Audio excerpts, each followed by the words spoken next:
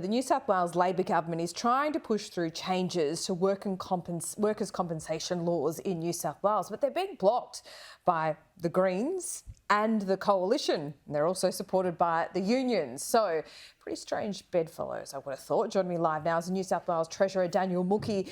Daniel, great to see you. Thank you for your time, as always. First of all, how much money are you trying to save the budget here by pushing through these changes? Well, these changes, whether they go through this week or they go through in the budget week, won't impact the budget result. I've already assumed for the purposes of the budget that I'll be giving in a couple of weeks' time that there are no savings coming from these particular reforms. The reason why these reforms are urgent is because the system is failing injured workers right now. It's failing the 340,000 small businesses that are paying in it.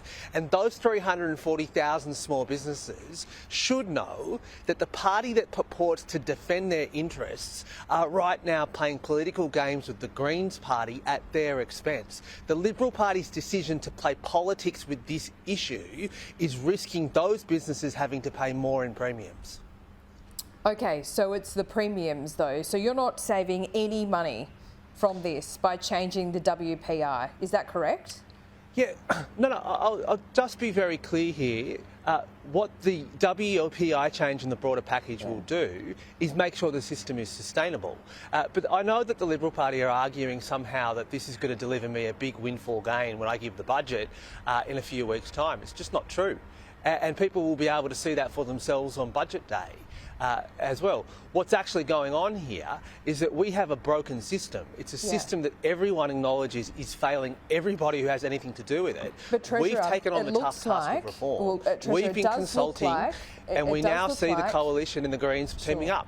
It does look like, though, you are trying to fix it by denying people with psychological injuries that they sustained at work from getting full and ongoing compensation. Why would you want to change the WPI from 21% to 31% if that wasn't true?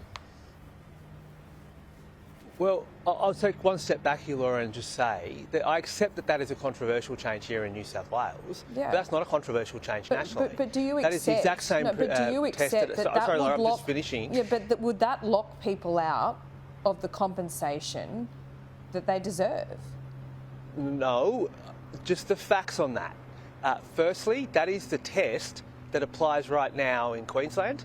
That is the test that applies right now in South Australia. Well, that's fine. The second point is around how many people are affected by that change. You're making the change, though. But I'm also, Laura, and I'm explaining why. And let me just say, when it comes to how many people are affected by that, let me just be very clear here. There are 88,000 people who use the workers' compensation system each year as an injured worker. Of them, 12,000 are psychological injury. Of those 12,000, the numbers that are affected by that particular change works out to be roughly 900 if it was applied last year.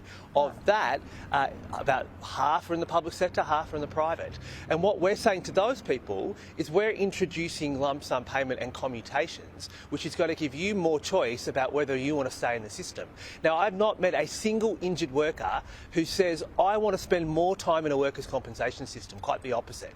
We have a problem here in New South Wales where the workers' compensation system that was built 100 years ago, when most people were in physical injury, is now being asked to deal with complex matters that it's just not equipped for. Well, and so, firstly, we simply said the system is failing. And 900 people would not be covered by this if you made the changes. I mean, what kind of workers are we talking about here? Are we talking about ambulance and paramedics who have psychological injuries, who've seen horrific things every day in their day job? Would they be included in this scheme? Just to be clear, police, paramedics and firefighters are exempt. First responders of that type are exempt, and they have been from 2012. Second question on your point, though, is that is the most contentious part of the reforms. I accept that, and that is the reason why it's getting so much scrutiny, as it should. Yes. But the parts that are not contentious is the fact that we are moving towards a culture of prevention. And so accompanying these reforms is the establishment of a bullying and harassment jurisdiction here in New South Wales. Accompanying that reforms is the biggest single investment of $343 million in prevention for both the public and the private sector, accompanying with these reforms. But the third point is the current system is failing on every single test you're putting to me now. Every point you're making to me about these reforms exists to the status quo by a factor of 10. And the Liberal Party, by voting to back the status quo, are voting to back a system that is broken, that is not returning people to work, and equally is voting to risk businesses having to continue to pay up to additional 36% in premiums over 3 years. A system that is failing everybody, surely it's reasonable for everybody to accept that it needs reform.